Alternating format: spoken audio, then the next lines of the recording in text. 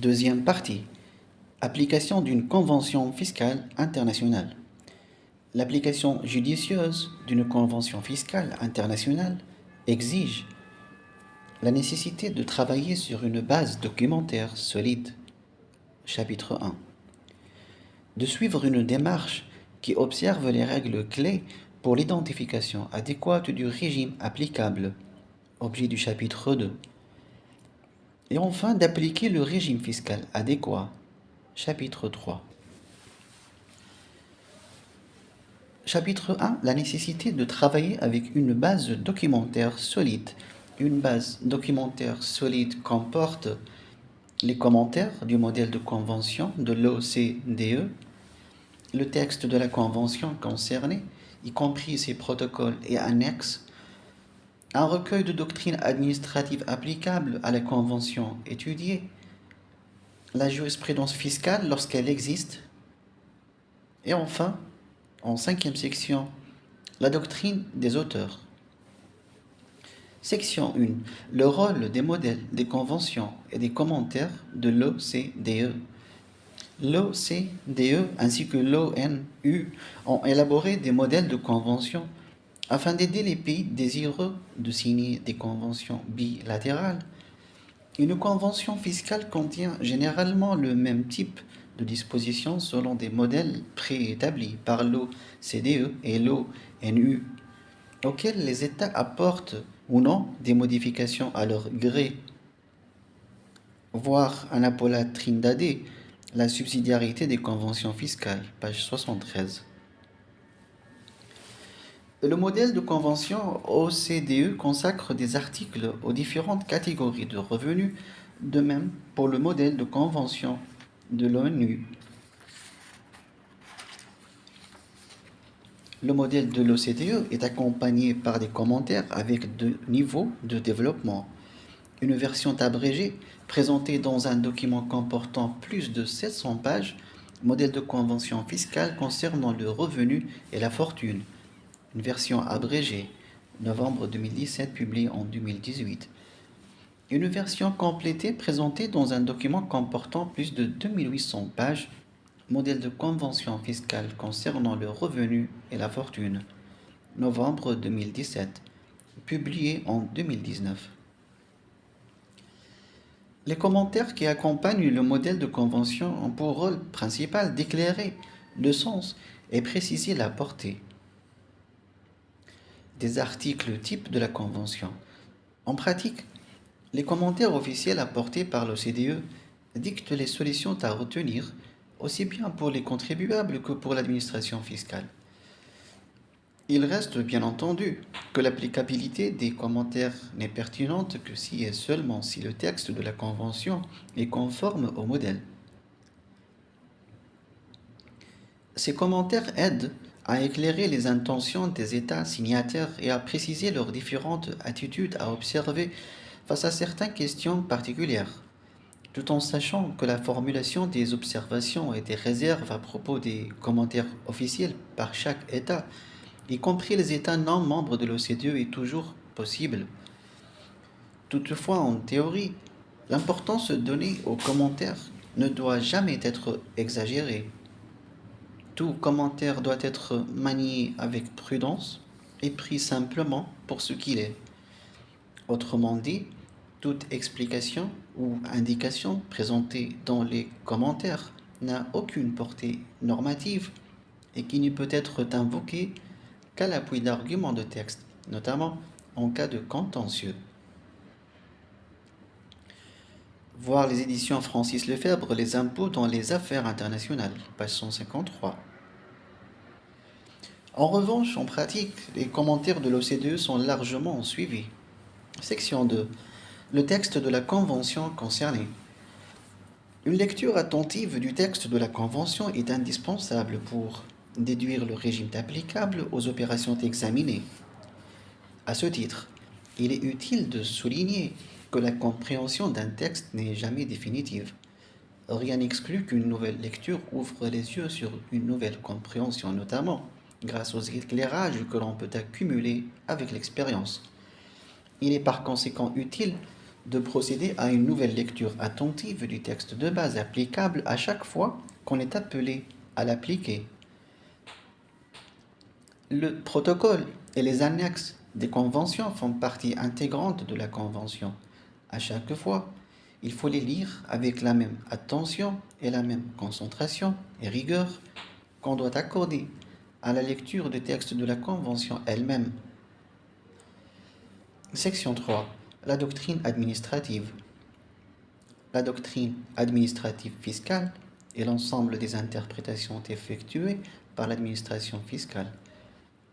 À l'origine, cette doctrine avait pour but d'expliquer aux agents des impôts de quelle manière appliquer le droit fiscal. World Wide Web, pimidou.com. En Tunisie, la doctrine administrative joue un rôle primordial au niveau fiscal interne et encore plus en matière de fiscalité internationale. Historiquement, on considérait que l'interprétation faite par le ministère des Affaires étrangères des conventions internationales liait les pays. Aujourd'hui, c'est la doctrine administrative en la matière qui fait autorité, quoiqu'elle soit loin d'être irréprochable.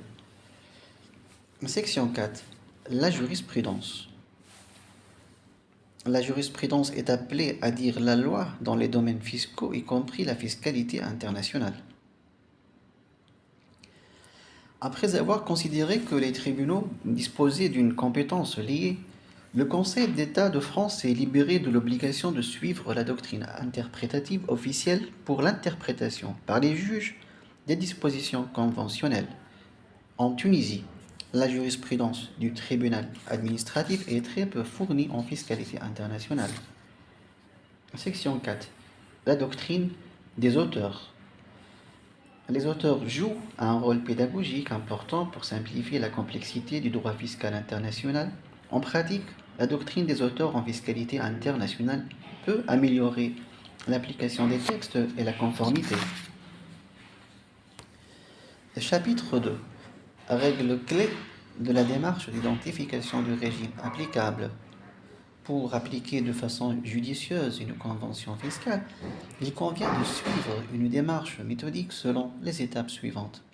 La convention est-elle en vigueur? Section 1. L'impôt en cause est-il régi par la convention? Section 2.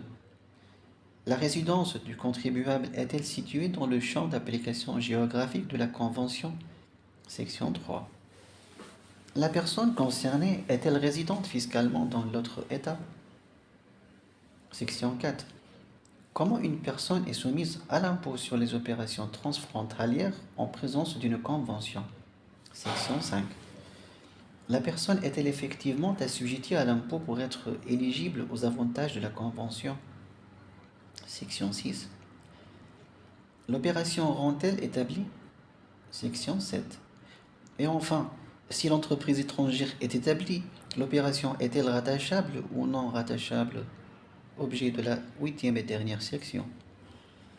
Commençons par la première. La convention est-elle en vigueur? Il ne suffit pas que la convention soit signée ni approuvée par l'Assemblée ni la loi d'approbation promulguée pour qu'elle entre en vigueur. Encore faut-il procéder à l'échange de la notification de mise en force de la convention par le biais des services des ministères des Affaires étrangères des pays signataires de la convention.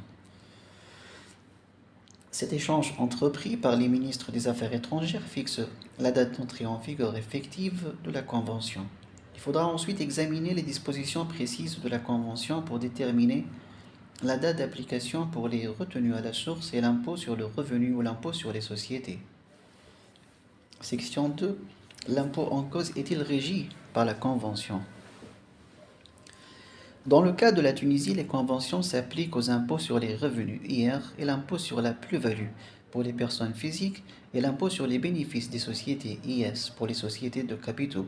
Les impôts visés par la convention présentent certaines caractéristiques.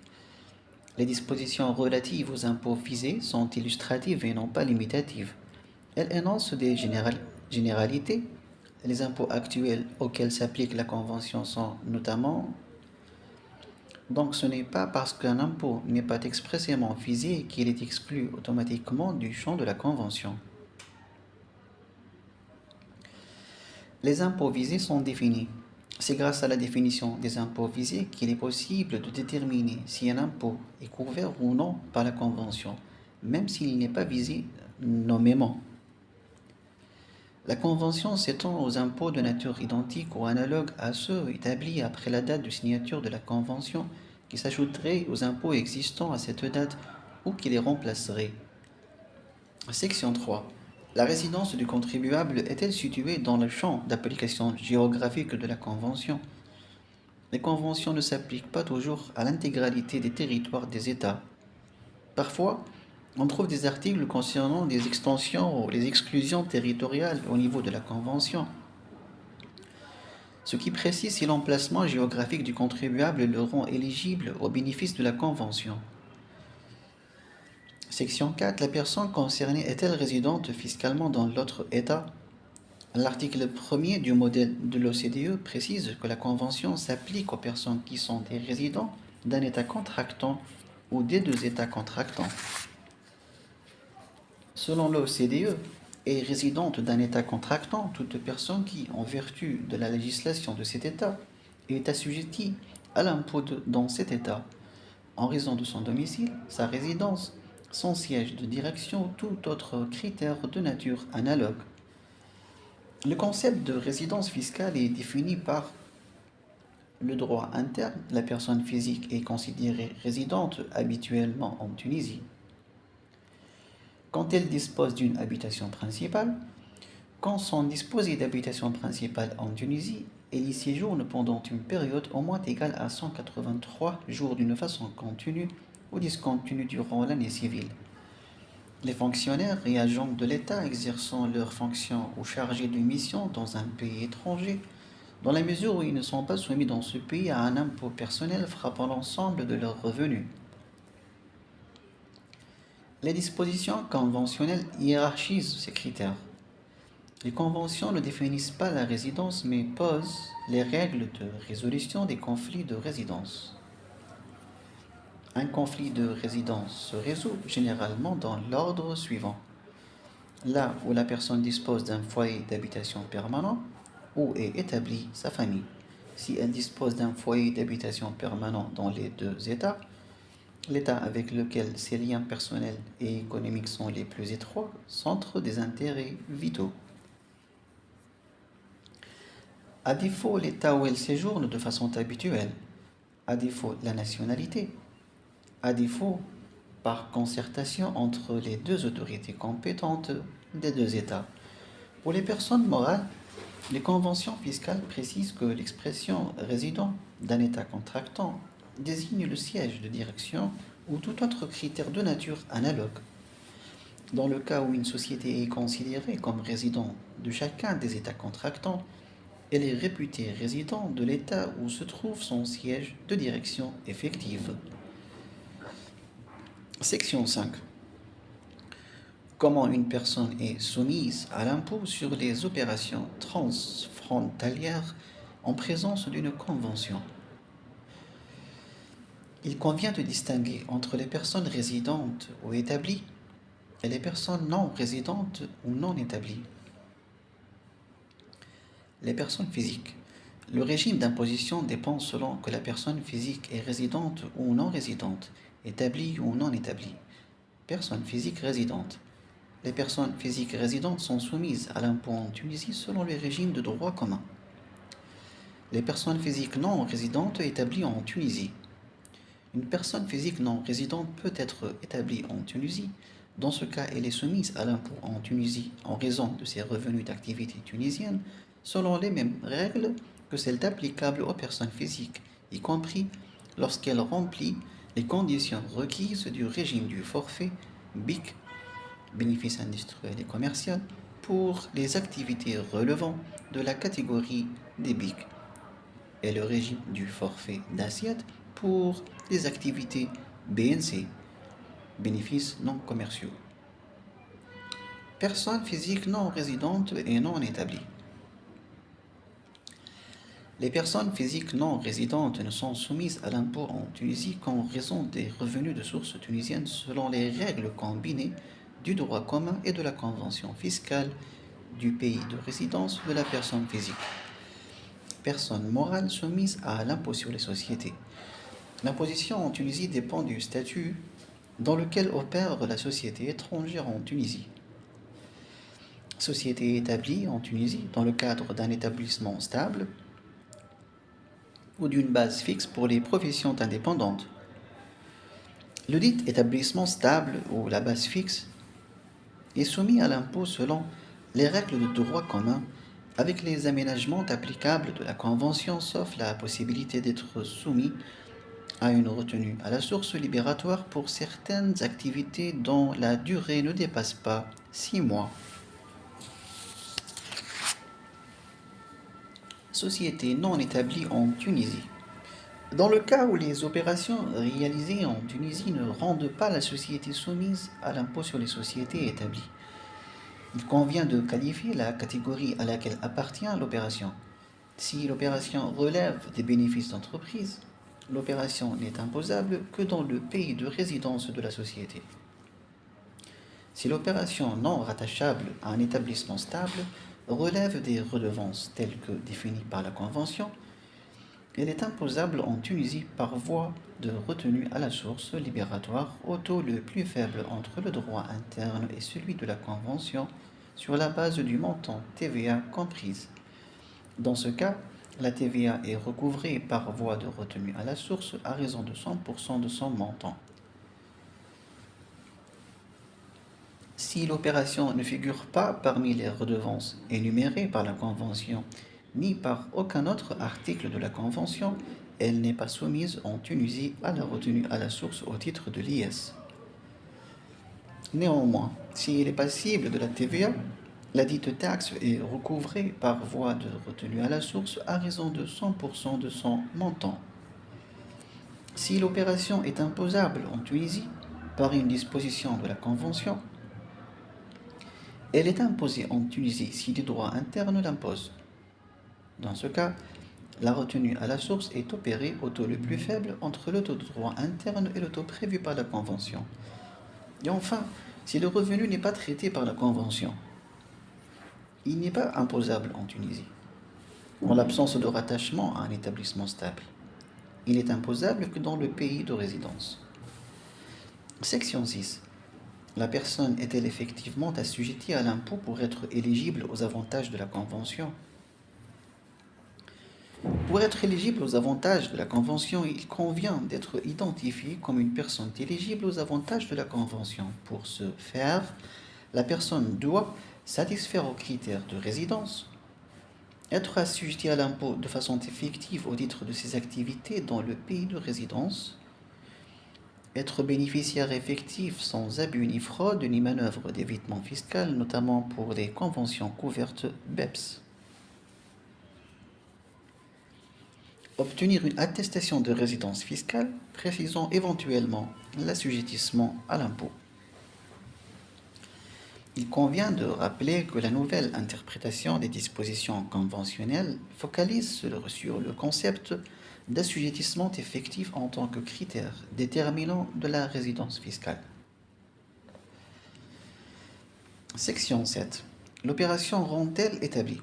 Le droit interne tunisien qualifie une personne physique non résidente d'établie si la durée de son séjour est supérieure ou égale à 183 jours, 6 mois, ou bien si elle dispose d'une base fixe.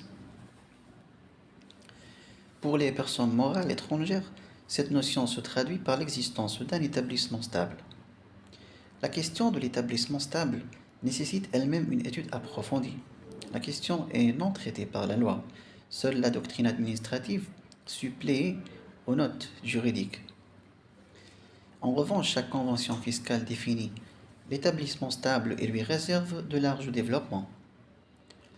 La définition donnée par les conventions fiscales de non-double imposition est la suivante. Une installation fixe d'affaires où l'entreprise exerce tout ou partie de son activité. D'après cette définition, on peut tirer 3 conditions cumulatives pour juger de l'existence d'un établissement stable. L'installation d'affaires, ceci se manifeste par la disposition soit d'un local propriété ou nue propriété, soit de machines ou d'outillage installés. La fixité demande un certain degré de permanence et de stabilité, ce qui exclut le contraire. L'exercice d'activité par l'intermédiaire de cette installation fixe d'affaires. Ceci suppose que des personnes soient engagées à son service d'une manière ou d'une autre, quel que soit son résultat, même déficitaire. D'après Gautière, en toute hypothèse, la référence à un critère d'activité implique qu'un établissement stable existe dès que l'entreprise commence à travailler au moyen de l'installation. Pour le comité des affaires fiscales de l'OCDE, le point de départ est fixé au début de la période de préparation des activités et non pas de celle de la mise en place de l'installation. La doctrine administrative retient, à défaut de stipulations conventionnelles différentes, la période dépassant 6 mois pour les prestations contenues dans le temps pour considérer l'entreprise non résidente établie en Tunisie. De même, les prestations formant un cycle commercial complet rendant établi abstraction faite de la période, ainsi que les prestations multiples et dépendant les uns des autres. Rend aussi établi, sauf stipulation conventionnelle différente, telle la convention avec les USA, toute installation fixe d'affaires, telles les opérations de forage du puits de pétrole lorsque leur durée dépasse 183 jours par période de 365 jours. À titre d'exemple, les conventions retiennent des différentes périodes allant de 0 à 9 mois, cumulées ou non avec d'autres critères pour les chantiers de construction, les opérations de montage et les activités de surveillance s'y rattachant. Cas particulier des groupements. Les groupements désignent le regroupement d'entreprises avec ou sans solidarité pour réaliser un marché. La doctrine administrative distingue entre deux types de groupements. Les groupements écrans, qui ne réalisent aucune opération et dans lesquels chacun des associés facture sa quote-part de marché directement au client et recouvre sa créance directement sans passer par le groupement. Ce groupement n'a aucune existence fiscale et chacun des membres est soumis au régime fiscal et aux obligations fiscales qui lui sont applicables à titre individuel. Les groupements qui effectuent les prestations et engagent des charges pour le compte de leurs membres qui sont soumis au régime des sociétés de personnes qui confèrent automatiquement le statut fiscal d'établi à chacun de ses membres.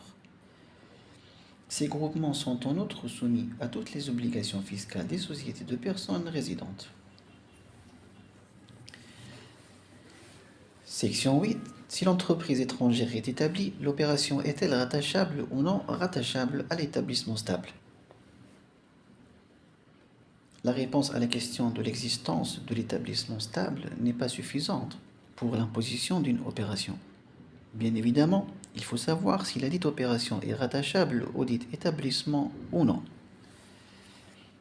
La réponse à cette question est déterminante. Si l'opération est rattachable, elle fait partie du résultat imposable de l'établissement stable compte tenu des aménagements éventuels d'une convention fiscale. Si l'opération n'est pas rattachable, on lui applique les règles d'imposition éventuelle de droit interne et les dispositions conventionnelles autres que celles régissant les bénéfices d'entreprise. En cas d'imposition selon le droit interne, on examine la Convention fiscale internationale pour identifier l'article pertinent pour qualifier le régime conventionnel régissant cette imposition. Ainsi, la démarche à suivre est la suivante. D'abord, on examine l'imposition du point de vue du droit interne. Ensuite, si le droit interne l'impose, on examine l'imposition au niveau de la Convention fiscale internationale. Et enfin, troisièmement, si l'imposition est permise par le droit interne et la Convention fiscale internationale, on l'impose par voie de retenue à la source au taux le plus faible entre le droit interne et la Convention. Merci pour votre attention.